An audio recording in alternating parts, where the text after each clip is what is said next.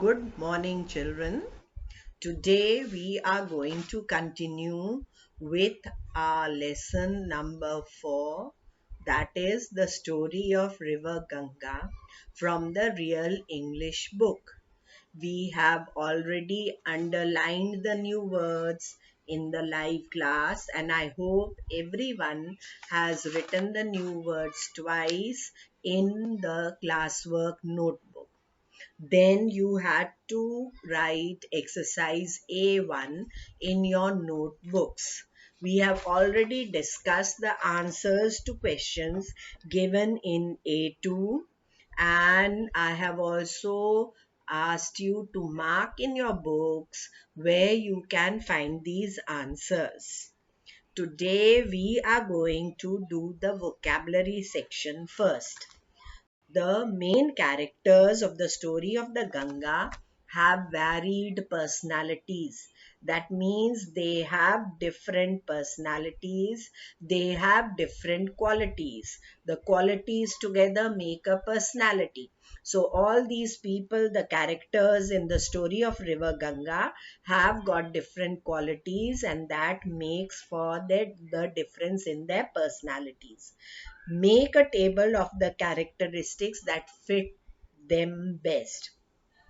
Now, what you have to do is there is a table, they have the name of the character and the character traits in the second column. Character traits are the qualities which that person or the character possesses. You can use a dictionary also if you don't know the meaning of a word. One trait of each character is given, and you have to write more. Like, I'll take King Sagar, powerful is given. Now you have to write more qualities or character traits. You can write strong because only strong kings can perform the Ashwamedh Yagya, expand their kingdom, and can be loved by the people. So he was strong. You could even write good. You could write some more character traits afterwards. But for the time being, strong and good and powerful is already there. Now, the sons of King Sagar, the 60,000 sons of King Sagar, the one character trait which they have given in the table is rude. What are the other character traits given in the story? Cruel, very good. Proud, good again. And of course, you can write some others if you come to think of it. You can add a character trait or maybe two character traits. Rude, proud, and cruel. Now, Anshuman was the grandson. Dutiful because he always performed his duties to the best of his ability. What else can we write about him, which we can see from the story? Brave, kind, and of course, for him also you can write good. Now, the last character, that is the main character of our story, King Bhagirath. One is humble. Humble means when you are not proud of your position, of your possessions. That means the things you have. Now, you could write religious because he did penance and pleased the gods. He was religious. You could even write strong willed because he had made up his mind to bring the river Ganga to earth, and he did whatever he could to get it to the earth so that his ancestors could get salvation. So, religious, strong willed, you could add a few more. Now you have to write these character traits with a pencil in the table given in the book, that is page 26 of your Real English book. If you know more, please add more. Two are minimum. You can't write less than two. Now, in the vocabulary, they have called this section idioms because they discuss idioms in this section. Now, have you heard this word idioms? IDIOMS. What are idioms? You have phrases, you have proverbs, you have idioms. Idioms are phrases. They are group of words, but what is special about them? I'll read the definition from your book first. The phrases have a different and deeper meaning. Now, expressions whose meaning is different from the meanings of their individual words are called idioms. Now, idioms are phrases. They are a group of words, but the meaning of this group of words is different from the meaning of the individual words. For example, we have this very popular phrase from the past, of course, which is an idiom. It is a group of words, and so the meaning is different of the individual words and then of the group together. Break a leg. Now, what do you understand by break a leg? You would think that someone is going to break someone's leg. But this break a leg is an idiom which people use for good luck. Now, if you take the meaning of the individual words break a leg, the meaning is totally different from this idiom when you take break a leg together, and which means good luck. You have here in an example, a little bird told me, and that could be anything, that there is going to be a surprise test of English today, or a little bird told me about his engagement. A little bird told me about your winning a prize. Now, here it does not literally mean that a little bird came to you and told you something. It means a little bird told me something means that you have learnt of some secret which was not known before. So the meaning of the individual words is completely different from this idiom, a little bird told me. I made a mistake. I'm taking the last one from your book. I made a mistake in referring to that incident at that party. It opened a can of worms. Worms, of course, you know, like earthworms and others. And can is that Coke can or something. Now, the meaning is different. Can means that packing in which you get cold drink or something else. And worms, of course, are worms. Now, when you say it opened a can of worms, it doesn't have the meaning of the individual words. It does not mean literally that you opened a can full of worms. Now, what it means, think about it. When you made a mistake in referring to that incident, that means it brought out in the open a lot of issues, a lot of controversies, a lot of things were stirred up. So, these groups of words or phrases or expressions which have a meaning very different from the meaning of the individual words are called idioms.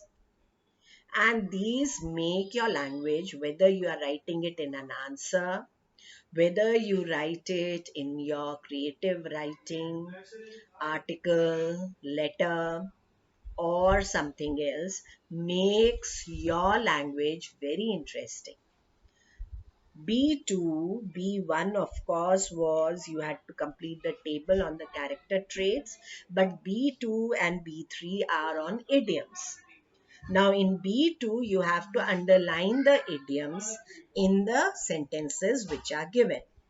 First one, school would be a bed of roses without tests and homework. Now, which words you think together form an idiom here and which have a meaning different than the individual words? Just look at the sentence properly and think. Yes, a bed of roses. School would be a bed of roses. It doesn't mean literally that there would be a bed with lot of roses on it. It just means school would be very comfortable, would be without any trouble if there were no tests and homework. Now let us go to the second one. Sheila is the eager beaver of the class. She enjoys doing all the work. Yes, eager beaver. Third one, when Lyra feels sad, she keeps to herself. Yes, keeps to herself. All these three words form an idiom. Now, the fourth one, take short breaks to keep you going if you want to finish all the work in 2 hours. To keep you going. And again, keep you going literally doesn't mean that it will make you go somewhere. Fifth one, keep track of the money that you spend. Which one do you think is the idiom? Keep track of. You can keep track of your money. You can keep track of your expenditure. You can keep track of your marks. Anything which is important. I'm not telling you the meaning today because I want you to find the meanings of these idioms on your own. And then we are going to discuss the meanings. We are back to square one. This problem is so confusing. Back to square one is the idiom. Please underline it. Now the seventh one, you have a race today, break a leg. Now as I told you, break a leg doesn't literally mean you have to go or break someone's leg. It means you are wishing this person good luck. So you don't have to find this meaning. You already know what break a leg means. Eighth one, the school play went off without a hitch. Now, without a hitch is the idiom. Now, what I want you all to do is, except for seventh one, break a leg, because I've already told you the meaning, you are going to find the meanings of all the idioms you have underlined. And if you don't have a dictionary of idioms, you can go to the net, type idioms or common idioms or this idiom, like I want to find the meaning of eager beaver. I can type eager beaver and get the meaning and write it beside the sentence, the meaning of this idiom in the book itself, and then we are going to discuss it in the next class. Choose, now we come to B3, choose the correct meaning of the idioms in the following sentences. Now here the idiom is given in italics and you have to see out of the three options which one is the correct meaning of that particular idiom. Tara is a chip of the old block. Anyone could be a chip of the old block. Now, what does that mean? A, Tara is made of blocks of wood you have. B, Tara is small in size. C, Tara is very similar to her mother in her habits. Yes, a chip of the old block means that she is very similar to her mother in her habits. It could be anyone older than you, your grandparents, your parents, uncle, aunt. So you are called a chip of the old block if you have some things common with them.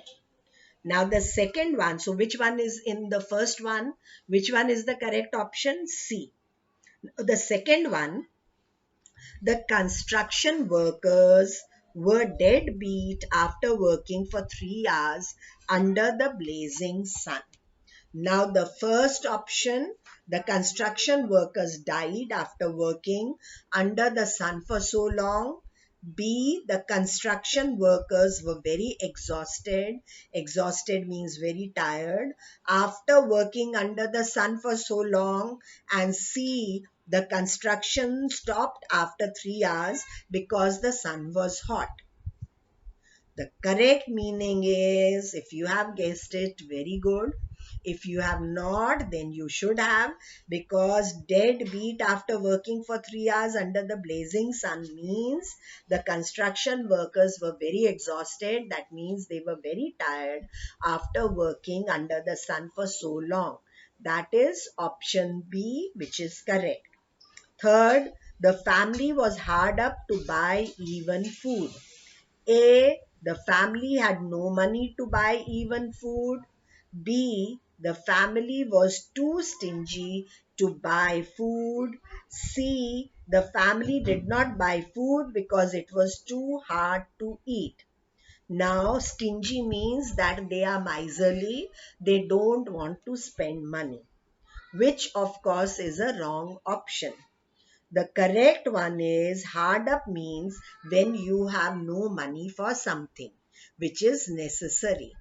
You may be too hard up. So here the correct option is the family had no money to buy even food. You could even say the family was so hard up to pay even the fees or to buy even clothes. It could be anything, but it means they had no money. Fourth, the model of the windmill was wrong. They had to start from the scratch. A, they had to start from the beginning. B, they had to start a project by scratching the board. C, the windmill worked by scratching. They had to start from scratch means they had to start from the very beginning. So the first one, that is option A, is right. Fifth, doctors have to keep their cool during emergencies. Keep their cool is the idiom. Now, what does keep their cool mean? A, they have to stay calm. B, they have to stay in air conditioned rooms. C, they should only have cold food. Keep their cool means they should not get angry, they should not be under stress, they should not worry. So the first one is right, they should be calm. Calm again means they should be peaceful. Sixth one, when we asked the chef to hurry, he said, keep your shirt on. Chef, of course, is the head cook in a restaurant. Don't, option A, don't take off your clothes. B, don't be impatient. C, dress up well before eating. Option B is right. When someone is asked to keep his or her shirt on or keep your shirt on, it means don't be impatient. Wait patiently for that thing to come. Now, the seventh one. Good and bad things are part and parcel of life. A, good and bad things are unavoidable parts of life. B, they are the gifts of life. C, life is like a parcel sent by post. Part and parcel of life means they cannot be avoided. Good and bad things are there in any life. So they are necessary parts which you cannot avoid in your life. So option A is correct. Good and bad things are unavoidable parts of life. Now, eighth and the last one, After we booked our flights, the rest was smooth sailing. Now, the idiom is smooth sailing. It doesn't have to do only with sailing or riding a boat or a ship. It has a deeper meaning. And what is it? A, after we booked our flights, we went on a sailboat. B, after we booked our flights, the rest was an easy job. C, the flight was like a ship. The correct option is after we booked our flights, the rest was an easy job. There were no problems after the flights were booked. It was all comfortable without any problems. Now, that was an example of something called idioms.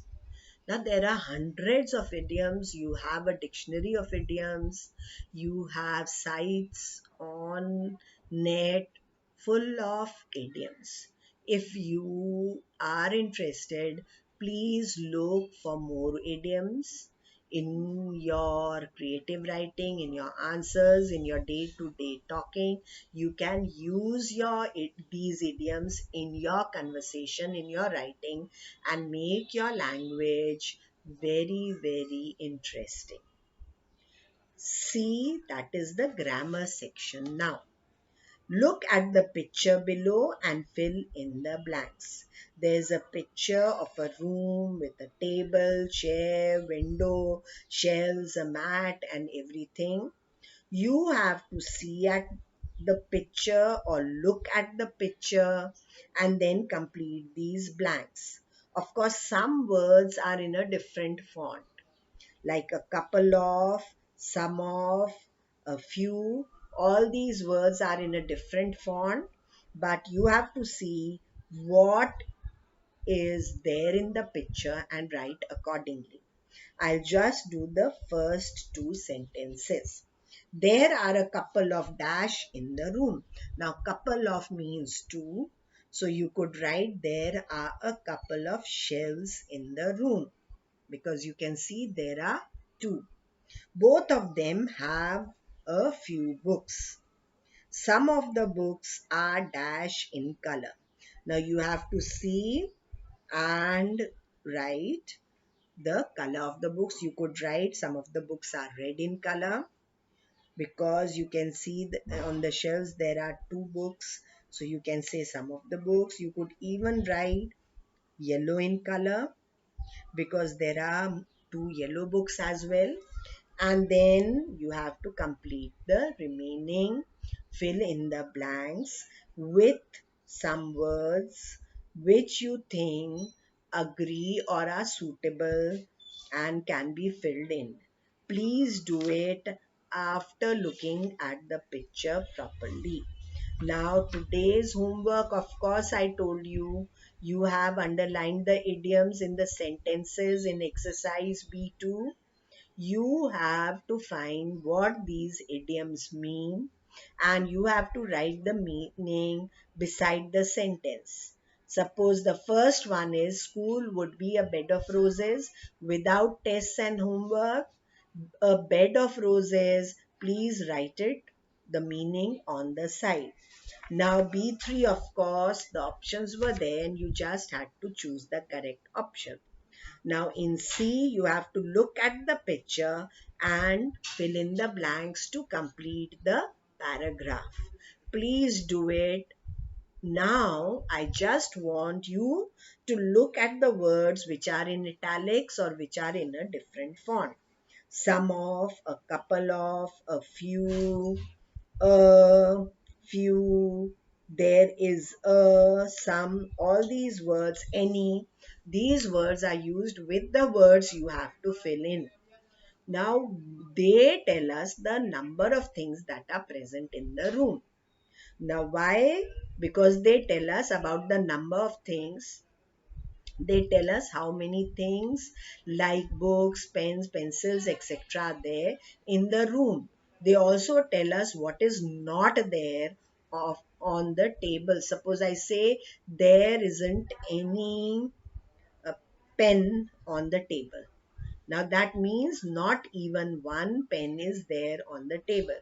So these words could tell you what is there. They could also tell you what is not there. So the italicized words, the words in italics, tell us the number of things that are present. Countable and uncountable nouns may have the same word, and sometimes they may have different words. Like if you have many and much, can you use many with both countable and uncountable? No. You can use many only with countable nouns and much with uncountable nouns. And sometimes they can be used for both. So we are going to look at these words. Now, countable nouns refer to nouns which can be counted, like people, places, things, etc. Uncountable nouns are names of materials, concepts, information, ideas, like I can't say bravery, two bravery, three bravery. I can't say one salt, two salt, because salt is uncountable. I can say some salt, or I don't have any salt. He is very brave, or he has a lot of bravery. I can't count it and write it in specific numbers. So they tell us about the amount or the quantity. Now, both countable and uncountable nouns need expressions like some, any, many, etc. to indicate their number or quantity. Some expressions of quantity are given in the table below. Now you have a very interesting table. Expressions of number and quantity are given, then type of noun they are used with. They tell you whether these can be used with countable nouns or uncountable nouns. And then in the last one, you have their use with some examples. So please go through this table properly. I'll take some interesting examples only. You have to go through the table fully and concentrate. Now, if you have the word one or two, O-N-E or two, with which kind of nouns they can be used? Can they be used with countable or uncountable? Yes, they can only be used with countable nouns. Like I have one pencil. I have two erasers. I can't use it with uncountable nouns. But when I have a few, again, it is with countable. Some can be used with both countable and uncountable. Some children were absent yesterday. Please pass me some sugar. So please go through this table also properly. We are going to discuss this in our next class and do the exercises that follow on countable and uncountable nouns. Next time we are going to do the listening skill exercise as well. So please keep your real English book and a pencil ready for the next class. Thank you, children. Till we meet next time, take care and enjoy